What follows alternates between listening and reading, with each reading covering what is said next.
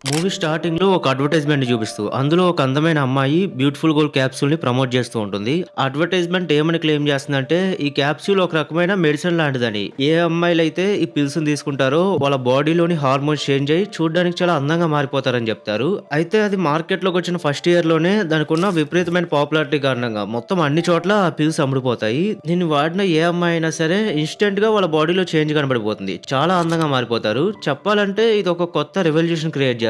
కానీ 2 సంవత్సరాలు గడవక ముందే దాని సైడ్ ఎఫెక్ట్స్ బయటపడతాయి. కొంతమందికి తీవ్రమైన అలెర్జీలొస్తే మరికొంతమందేమో కొన్ని సెకండ్స్‌లోనే బ్రెయిన్ డెడ్ అయిపోయి చనిపోతారు. అయితే రీసెర్చ్‌లో తెలిసేదేంటంటే ఈ పిల్స్ డైరెక్ట్‌గా అమ్మాయిల బ్రెయిన్ పైన ఎఫెక్ట్ చూపించి వాళ్ళ మెదడుని మొద్దుబారిపోయేలా చేస్తున్నాయని, దాంతో వాళ్ళు చిన్న చిన్న పనులు చేయడానికి కూడా ఇబ్బంది పడుతూ ఉంటారు. ఈ పిల్స్ మెదడుపై, హార్మోన్లపై చూపించే ప్రభావం సైంటిస్టులు ఊహించిన దానికంటే ఘోరంగా ఉంటుంది. కొంతకాలానికి దీని కారణంగా బ్యూటిఫుల్ గోల్డ్ వైరస్ అనే కొత్త రకం వైరస్ పుట్టుకొస్తుంది. ఇది కేవలం ముద్దు పెట్టడం ద్వారానే వ్యాపిస్తుంది. అయితే ఈ వైరస్ సోకిన మహిళలందరూ ఒక రకమైన జాంబీలుగా మారిపోయి వాళ్ళకి ఎదురైన ప్రతి మగాడిని ముద్దు పెట్టుకోవాలని చూస్తారు. కానీ ఇక్కడ ట్విస్ట్ ఏంటంటే వాళ్ళు ముద్దు పెట్టిన అబ్బాయిలు కూడా ఇన్ఫెక్ట్ అయి పూర్తిగా అమ్మాయిలుగా మారిపోతారు. ఇంకా కథలోకి వెళ్తే ఈ ప్రొటాగనిస్ట్ అయిన క్యాంగ్ అనే 20 ఏళ్ల అబ్బాయి చైనాలో ఈ వైరస్ ఫాస్ట్ గా స్ప్రెడ్ అవుతూ ఉండేసరికి హీరో అతని స్నేహితులతో కలిసి ఇప్పుడు ఏం చేయాలో ఆలోచిస్తూ ఉంటాడు. ఇంతలో వాళ్ళ ఫాదర్ కాల్ చేసి అర్జెంట్ గా ఇంటికి రమ్మంటాడు. వీళ్ళు కంగారుగా ఇంటికి వెళ్లేసరికి లివింగ్ రూమ్ లో ఒక అమ్మాయి కట్టేసి ఉంటుంది. ఈ అమ్మాయి ఎవరో కాదు, అతని అన్నయ్య అన్నమాట. ఆశ్చర్యంగా ఆ వైరస్ వల్ల వాళ్ళ అన్నయ్య కూడా పూర్తిగా అమ్మాయిలాగా మారిపోయాడు. హీరో మొదట అసలు నమ్మలేకపోతాడు. వెళ్లి బాడీని చెక్ చేయబోతుంటే కానీ ఫాదర్ ఆపి, నేను ఆల్రెడీ చూశాను, వాడు నిజంగా అమ్మాయినని చెప్తాడు. సొంత కొడుకలా అమ్మాయిలా మారిపోయి కిస్ చేయడానికి మీదకి వస్తుండేసరికి వాళ్ళ నాన్న ఇలా బలవంతంగా చైర్ కట్టేసి ఉంచుతాడు. అప్పుడు హీరో ఫ్రెండ్ ఏమంటాడంటే, మీరు చైర్ కట్టేసి మంచి పని చేశారు. ఒకవేళ ఇన్ఫెక్ట్ అయిన వాళ్ళు గనక మన బాడీలో ఎక్కడ కిస్ చేసినా గానీ మనము అమ్మాయిలా మారిపోతామని చెప్తాడు. ఇంతలోనే వాళ్ళ ఫాదర్ ఉన్నట్టుండి సడన్ గా స్ప్రో కోల్పోతాడు. చూస్తే వాళ్ళ ఫాదర్ కూడా ఇన్ఫెక్ట్ అయిపోయాడని తెలుస్తుంది. ఇంకా ఆయన అలా స్ప్రో కోల్పోయి చనిపోయాడు అనుకునే లోపే ఈ లోపే ఆయన ఒక అందమైన అమ్మాయిలా మారిపోతాడు. ఇంకా అలా అమ్మాయిలా మారిన వాళ్ళ ఫాదర్ కూడా హీరోని కిస్ చేయడానికి అన్నట్టు దగ్గరకు వస్తూ ఉంటే సమయానికి అతని ఫ్రెండ్ ఆపుతాడు. వాళ్ళ కుటుంబం మీకు చనిపోయిందని, ముందున్న వాళ్ళు కేవలం జాంబీస్ మాత్రమే అని యాక్సెప్ట్ చేసేసి వాళ్ళని వదిలేసి బయటకు పరిగెత్తేస్తారు. బయటకు వచ్చి చూస్తే అప్పటికే ఆలస్యం అయిపోతుంది. రోడ్లన్నీ ఆ వైరస్ సోకిన మహిళలతో నిండిపోయి ఎక్కడ చూసినా ఇన్ఫెక్ట్ అయిన అమ్మాయిలు కనిపించిన ప్రతి అబ్బాయిని కిస్ చేయడానికి ఎగబడుతూ ఉంటారు. పోలీసుల దగ్గరికి వెళ్దాం అనుకుంటే వాళ్ళు కూడా ఇన్ఫెక్ట్ అయిపోయారు. ఫోన్ సిగ్నల్స్ కట్ అయిపోతాయి. ఎవరిని హెల్ప్ అడగలేరు. ఇంకేం చేయాలో తెలియక అలా వీధి పక్కన కూర్చొని ఆలోచిస్తూ ఉన్నప్పుడు ఇంతలోనే హీరోకి ఒక ఐడియా వస్తుంది. అదేంటంటే ఈ జాంబీ మహిళలు అందమైన అమ్మాయిల్ని మాత్రం టార్గెట్ చేయడం లేదు. సో అందుకే తన ఫ్రెండ్ తో దగ్గరలో ఉన్న షాపింగ్ మాల్ కి వెళ్లి మనము అమ్మాయిలాగా రెడీ అవుదామని చెప్తాడు. కానీ చుట్టూ ఉన్న అమ్మాయిల వల్ల వీళ్ళెటు కదలేకపోతుండేసరికి ఇంకా ఫ్రెండ్ తను సాక్రిఫైస్ చేసుకోవడానికి రెడీ అయిపోతాడు. చాలా మంది అమ్మాయిలతో ముద్దులు పెట్టించుకొని చనిపోవడం కంటే బెటర్ చావు లేదని, నాకు ఎలాగో లవ్ ఎక్స్పీరియన్స్ లేదు కాబట్టి సో ఇదే నాకు మంచి ఛాన్స్ అని చెప్పి బయటకు వచ్చి అమ్మాయిల దృష్టిని ఆకర్షిస్తాడు. అలా అమ్మాయిలందరూ అతను కిస్ చేస్తూ ఉంటే ఇటువైపు హీరో ఆ మాల్ దగ్గరికి పరిగెత్తేస్తాడు. అదృష్టవశాత్తు ఆ మాల్ మొత్తం ఖాళీగా ఉండడంతో సో అమ్మాయిలా మేకప్ వేసుకొని బతికేందుకు ప్రయత్నిస్తాడు. అలా ఒక సంవత్సరం గడిచిపోతుంది. హీరో ఇప్పటికీ అదే బట్టల షాప్ లోనే ఉంటాడు. బ్యూటిఫుల్ గోల్డ్ వైరస్ మాత్రం చైనా మొత్తాన్ని ఆక్రమించేస్తుంది. రేడియోలో చెప్తున్న దాని ప్రకారం బతికి బయటపడ్డ వాళ్ళందరూ ఆ దేశంలోని వేరు వేరు భాగాల్లో సెటిల్ అయిపోయారు. కానీ హీరో మాత్రం ఒంటరిగా ఆ షాపింగ్ మాల్ లోనే ఉంటాడు. అమ్మాయిల బట్టలు, విగ్గు ధరించి బయటికి వెళ్లి కావాల్సినవన్నీ తెచ్చుకుంటూ ఉంటాడు. అలా ఒకసారి కార్ లో ఫుడ్ కోసం వెతుకుతూ ఉంటే వెనక సీట్ లో ఒక అమ్మాయి కనిపిస్తుంది. వెంటనే ప్రాణాలు కాపాడుకోవడానికి అక్కడ నుంచి పరిగెత్తేస్తాడు. కానీ ఒక ఇన్ఫెక్టెడ్ అమ్మాయి కూడా ఫాలో అవ్వకుంటూ వచ్చి హీరో సామాన్లు చెక్ చేసుకుంటూ ఉండగా వెనక నుండి దాడి చేస్తుంది. అకస్మాత్తుగా ఒక స్ట్రేంజర్ వచ్చి ఇతను కాపాడతాడు. ఆ స్ట్రేంజర్ తో పాటే ఇందాక కార్ లో చూసిన అమ్మాయి కూడా ఉంటుంది. కానీ ఆశ్చర్యంగా తను వీళ్ళపై దాడి చేయదు. అప్పుడే ఆ అమ్మాయికి కూడా వైరస్ సోకినా గానీ బట్ తనకున్న ఇమ్యూనిటీ పవర్ వల్ల తను ఇంకా జాంబీగా మారలేదని అర్థమవుతుంది. ఆ వ్యక్తి తన పేరు లీ అని, ఇంకా అమ్మాయి పేరు డాట్ అని పరిచయం చేస్తాడు. లీ ఒక సర్వైవల్ క్యాంప్ సభ్యుడు.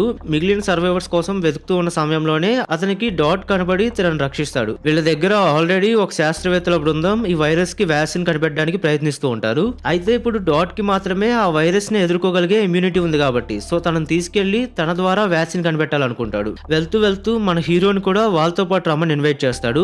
ఎందుకంటే ఈ మాల్ లో ఉండడం కన్నా మా క్యాంప్ లో ఉండడమే చాలా సేఫ్ అని చెప్తాడు. సో ఇంక మన హీరో కూడా వాళ్ళతో పాటు కలిసి బయలుదేరతాడు.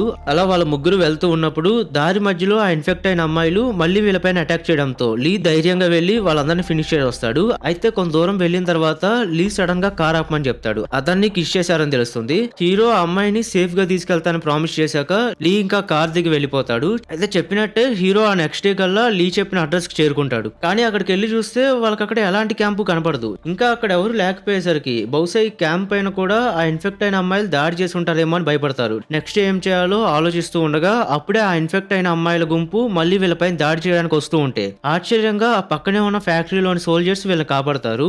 అప్పుడే లీ చెప్పిన క్యాంపు ఈ పాత ఫ్యాక్టరీయే అని, లోపల సైనికులు సైంటిస్టులు వైరస్ కి మందు కనుగొనే పనిలో ఉన్నారని తెలుస్తుంది. ఇక క్యాంప్ లీడర్ వచ్చి వీళ్ళకి వెల్కమ్ చెప్పి లోపలికి ఇన్వైట్ చేస్తాడు. క్యాంపుకి చేరుకున్నాక ముందర డాట్ నోట్ కి ఒక డివైస్ పెడతారు. సో అక్కడ ఉన్న అబ్బాయిలందరూ సేఫ్ గా ఫీల్ అవ్వడానికి నోటికి ఆ డివైస్ పెడతారు. ఎందుకంటే ఆమెకి ఇమ్యూనిటీ ఉన్నా గానీ బట్ తన శరీరంలో వైరస్ అయితే ఉంది కాబట్టి సో తను ముద్దు పెడితే వీళ్ళు ఖచ్చితంగా అమ్మాయిలా మారిపోతారు. తర్వాత క్యాంగ్ గాను డాట్ ఇద్దరు ఒంటరిగా ఉన్నప్పుడు ఆ డివైస్ ని తనే స్వయంగా ఓపెన్ చేసుకునేటట్టు హీరో తనకు సెట్ చేసేస్తాడు. ఇంకా వాళ్ళు డాట్ బ్లడ్ శాంపుల్స్ తీసుకున్నాక తన ఒక రూమ్ లోకి వెళ్ళి రెస్ట్ తీసుకుంటుంది. ఆ క్యాంప్ లీడర్ హీరోకి దగ్గరుండి ఆ ఫ్యాక్టరీ మొత్తాన్ని చూపిస్తూ ఉంటాడు.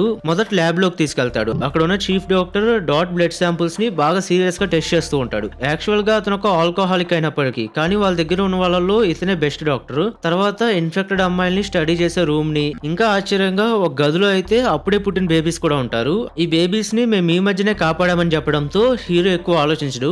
రాత్రి అందరూ డిన్నర్ కోసం కూర్చుంటారు. అయితే అప్పుడు కూడా ఆ డాక్టర్ బాగా తాగేసి ఉండడం వల్ల పొరపాటున అసలు నిజం బయటకు చెప్పేస్తాడు. ఆ నిజం ఏంటంటే ఆ యాంటీడోట్ ని తయారు చేయడానికి అవసరమయ్యే కెమికల్ ని ఈ అమ్మాయి మెదడు నుంచి ఎక్స్ట్రాక్ట్ చేయాలి. అలా చేస్తే డాట్ వెంటనే చనిపోతుందని, అయినా గానీ ఆ మెడిసిన్ మొత్తం మానవాళ్ళని కాపాడడానికి సరిపోదని చెప్తాడు. అప్పుడు హీరో ఆ లీడర్ కళ్ళి అనుమానంగా చూస్తే అతను చూసే చూపు పట్టి ఆ లీడర్ కి ఇదంతా ముందరే తెలుసని గ్రహిస్తాడు. ఇంకా వెంటనే ఆ లీడర్ ని పక్కకు తోసి డాట్ ని తీసుకొని అక్కడి నుంచి పారిపోతాడు. ఆ అసిస్టెంట్స్ అందరూ వీళ్ళని పట్టుకోవడానికి బయలుదేరతారు. ఇటువైపు వీళ్ళిద్దరూ ఒక గదిలోకి వెళ్తే అక్కడ ఇన్ఫెక్ట్ కాని అమ్మాయిలు మరికొందరు కనిపిస్తారు. అంటే ఈ వైరస్ కి ఎఫెక్ట్ అవ్వంది డాట్ ఒక్కతే కాదు ఇంకా ఉన్నారని తెలుస్తుంది. కానీ వాళ్ళతో మాట్లాడే లోపే ఆ అసిస్టెంట్స్ వచ్చి పట్టేసుకుంటారు. మళ్ళీ స్ప్రోలోకి వచ్చాక ఆ లీడర్ వాళ్ళ మెదడు లోపల ఒక రేర్ కెమికల్ ఉంటుందని, అది యాంటీడోట్ తయారీకి ఉపయోగపడుతుందని చెప్తాడు. సో వాళ్ళని యూజ్ చేసుకొని ఆ యాంటీడోట్ తయారు చేయాలనుకుంటాడు. అతని ఉద్దేశం మంచిదే అయినా ఖచ్చితంగా లేని ఫలితం కోసం ఆ అమ్మాయిల్ని బలివ్వాలనుకుంటాడు. అంతేకాదు తన మనుషులతో బలవంతంగా ఆ అమ్మాయిల్ని గర్భవతులు చేయించి ఇందాక చూసిన ఆ బేబీస్ ని పుట్టించాడు.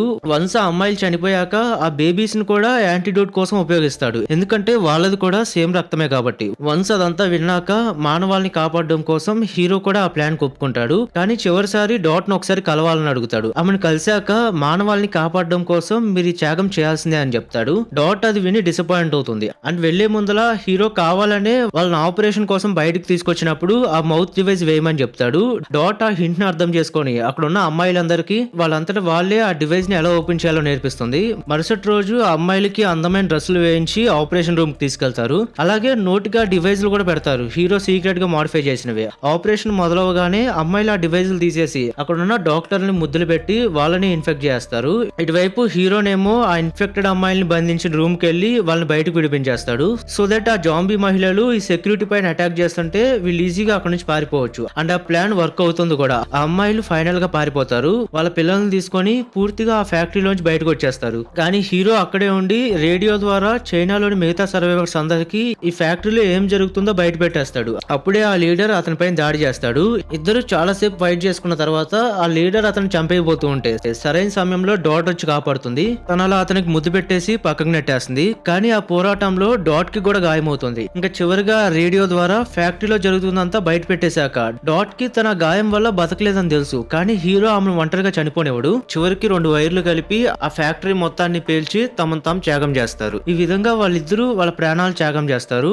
బయటేమో ఆ బతికి బయటపడ్డ అమ్మాయిలు చేతిలో తమ పిల్లలతో ఆ ఫ్యాక్టరీ పేలిపోవడం చూస్తారు. ఇక్కడితో ఫేడ్ అవుట్ అయిపోతుంది. అంటే ఆ మహిళలు వాళ్ళకున్న నాలెడ్జ్ తో ఆ వైరస్ ని అంతం చేయాలని నిశ్చయించుకొని వెంట తమ పిల్లల్ని తీసుకొని కొత్త ప్రపంచాన్ని నిర్మించడానికి బయలుదేరతారు. ఇక్కడతో ఈ మూవీ ఎండ్ అవుతుంది. సో ఈ వీడియోకి ఇంతే ఫ్రెండ్స్. ఈ మూవీ మీకు ఎలా అనిపించిందో కింద కామెంట్ చేయండి. ఇంకో ఇంట్రెస్టింగ్ మూవీ స్టోరీతో మళ్ళీ నెక్స్ట్ వీడియోలో కలుసుకుందాం.